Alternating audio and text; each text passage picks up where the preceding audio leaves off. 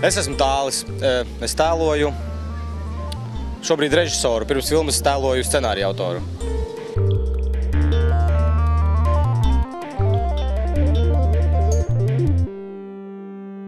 Ideja radās ļoti ātri.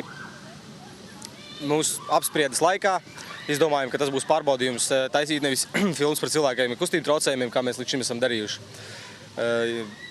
Bet mēs izdomājām, ka mēs gribam, lai mums pašiem interesantāk un citiem interesantāk izdomāt kaut ko citu. Tāpēc ar mums galvenais varonis ir nevis ratiņkrēslā vai kāda cita kustība invaliditāte.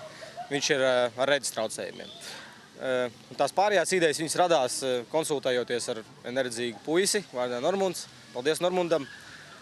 Tās situācijas, visas pārpratuma situācijas, kas filmā būs, varbūt ne pārpratuma, bet tādas mazliet interesantas, tās mums ieteica Normunds, un mēs mēģinājām viņas kaut kādā veidā apspēlēt.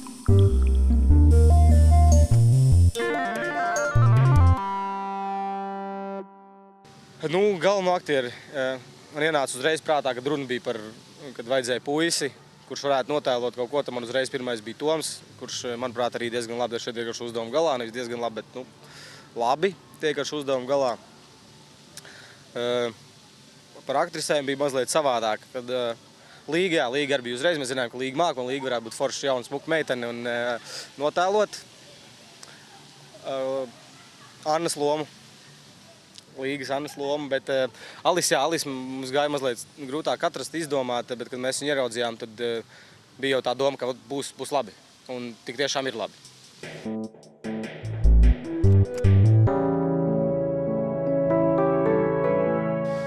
Jā, filma ir par pārpratumiem, par kaut kādām lietām, ko mēs ikdienā droši vien paši arī neaizdomājamies, varbūt, ka paši arī kaut kā izrīkotos, kaut kā, ja mums pretī trāpītos cilvēks, kurš ir savādāks, varbūt tā mana reakcija droši vien būtu stipri līdzīga, kā daudz tās situācijas, ko mēs cenšamies filmā attēlot.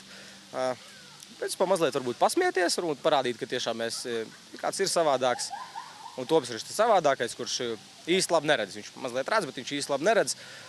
Un filma ir par to, kā viņš tiek galā ar visādām ikdienišķām lietām, ar iepirkšanos, ar pastaigāšanos, ar ēšanu un tādām lietām. Un, jā, principā filma ir pārpratumiem, un arī nosaukums saka priekšā, ka filma ir arī par samulsu un par to, kā jūtās tas cilvēks, kurš šobrīd attēlo Toms.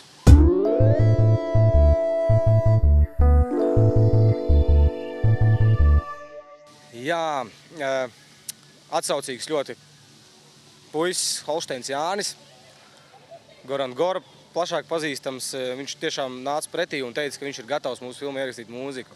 Un tas, kāpēc viņš iešāvās prātā, tāpēc, ka tā viņa mūzika ir tāda mierīga un likās, ka tieši šai filmai varētu būt piemērot ļoti daudzās situācijās.